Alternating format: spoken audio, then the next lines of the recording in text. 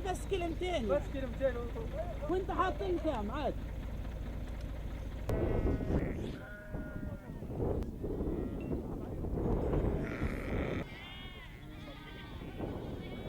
والله احنا تفاجأنا الصبح على الساعة 5 الصبح، اجتنا الإدارة المدنية مدججة 7 منوفات، وحملوا كل تنكات المية. عندنا حوالي 7 تنكات مي مع تراكترات مع ترولات.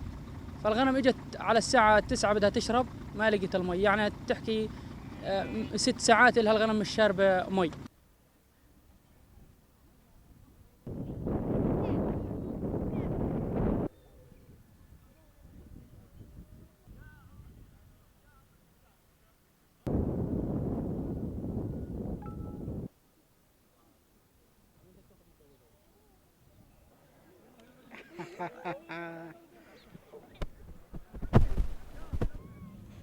لا ليش بتعيط ليه؟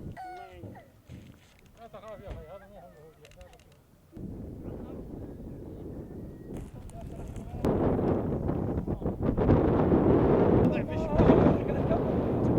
والله ما دبرناش، هيهم شايف اللي عنده احرام سوى لها الاولاد، ظللها الاولاد تحت وهينا قاعدين تحت رحمه ربنا. البيت عندي كان قواس حديد، بركس حديد وعليه خيش وشوادر ومزبطينه، وفي ثلاجه وفي كهرباء والله هسه راح البيت وراح القواس وراحت الثلاجه وراحت الكهرباء.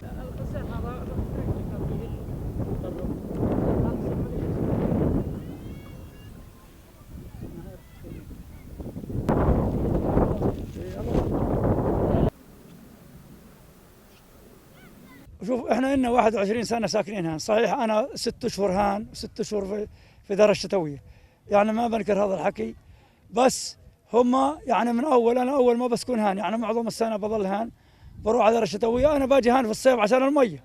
بقينا في عين ساميه ساكنين اول بدايا في عين ساميه، رحلونا وجينا على هذه المنطقه وصار وجينا هان الاختارات ما اعطونا، دار الشتويه اعطونا عليها اختارات، وفيها محامي سليمان شاهين واقف لها.